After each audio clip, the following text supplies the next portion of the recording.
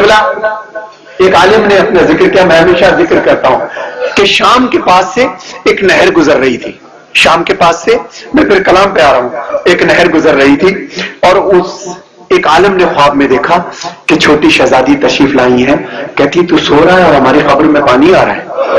سنیے گا کھلا کہ تو سو رہا ہے، آخری کلام من نزدیک ہو زنجیر کے ماتم سے، کہ تو سو رہا ہے اور ہماری قبر میں پانی آ رہا ہے.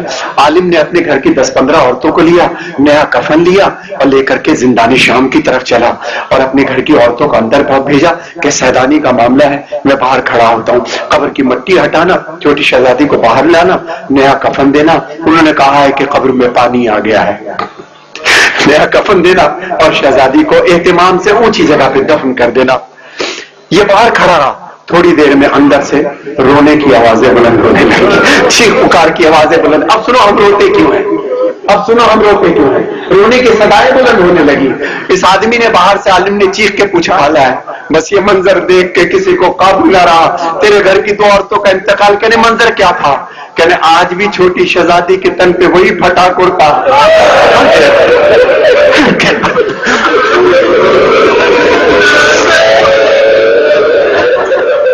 جزاک اللہ جزاک اللہ. کوئی غم میں نہ رلائے مولا، کوئی غم میں نہ رلائے مولا. سیاہ رات میں زندہ کے در پہ رو رو کر سکینہ کہتی ہے بابا یہ شب ستاتی ہے کہ جدائی آپ کی. اب جو بیمار ہے دعا مانگنا آپ سکینہ کے بابا سے کہ جدائی آپ کی، اس پر یہ خاک کا بستر، کہیں اندھیرے میں بچوں کو نیند آتی ہے.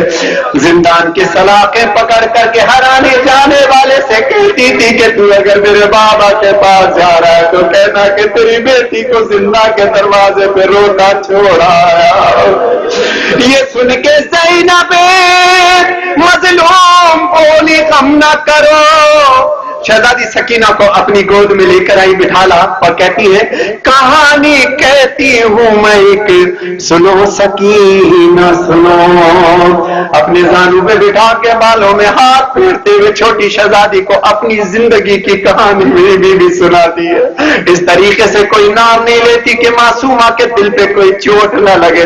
قبلہ پہلا مصرع کیا شہزادی نے لکھا، پورا نوحہ اسی میں ہے.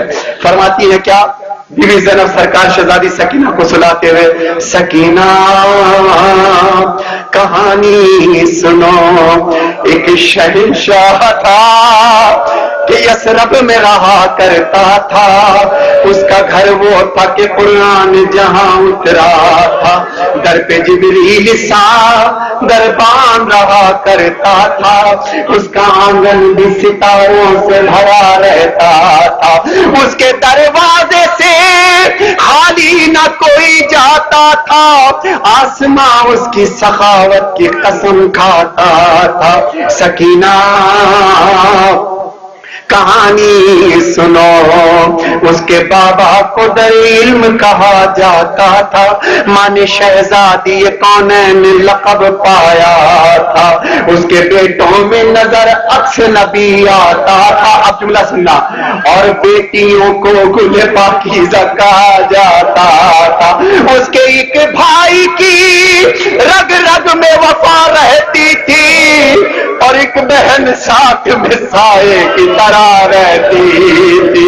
وہ سکینہ کہانی سنو، ایک دن کیا ہوا. سلاتی جاتی ہے، کہتی ایک دن کیا ہوا. وہ گھر سے سفر پر نکلا، اس کا سب کنبہ بھی قرآن کی حفاظت کو چلا. اشقیاء نے اسے پھر دشت بلا میں روکا.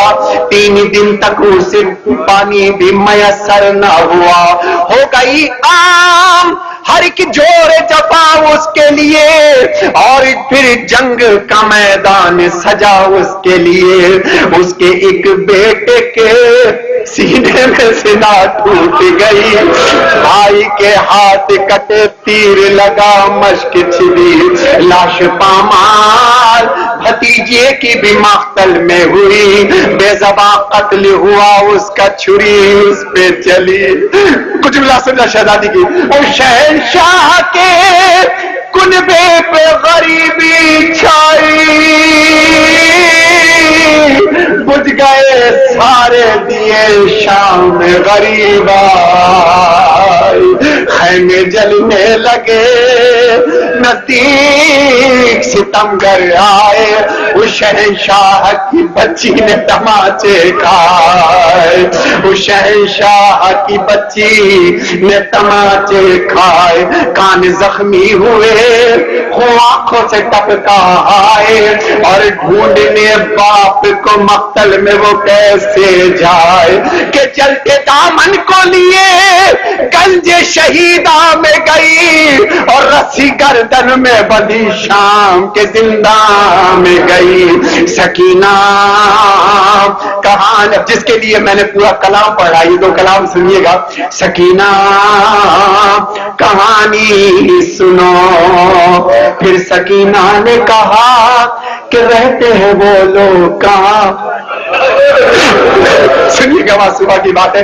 پھر سکینہ نے کہا رہتے ہیں وہ لوگ کہاں، بولی زینب کے ہوئے سب وہ اسیر زندہ، قصہ آخر ہوا نیند آئی نہ تم کو میری جان، بولی رو رو کے سکینہ پھوپھی اب نیند کہاں، تم تو کہتی تھی کہانی سنو نیند آتی ہے، اس کہانی سے میری نیند اڑی جاتی ہے، بولی رو رو کے سکینہ یہ میرا قصہ ہے، اس کہانی کا شہنشاہ میرا بابا۔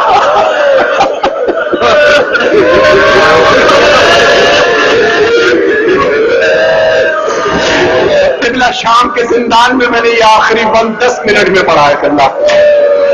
بولی رو رو کے سکینہ یہ میرا قصہ ہے، اس کہانی کا شہنشاہ میرا بابا ہے، اور نیزہ جس کے لگا سینے میں میرا بھیا ہے، اور نیزہ جس کے لگا سینے میں میرا بھیا ہے، میرا اصغر ہے لعینوں نے جسے مارا، ارے بیز میری داد تم ہو پھوپھی جان میری جاتی ہے، یہ کہانی تو میرے گھر کی نظر آتی ہے۔ سکینہ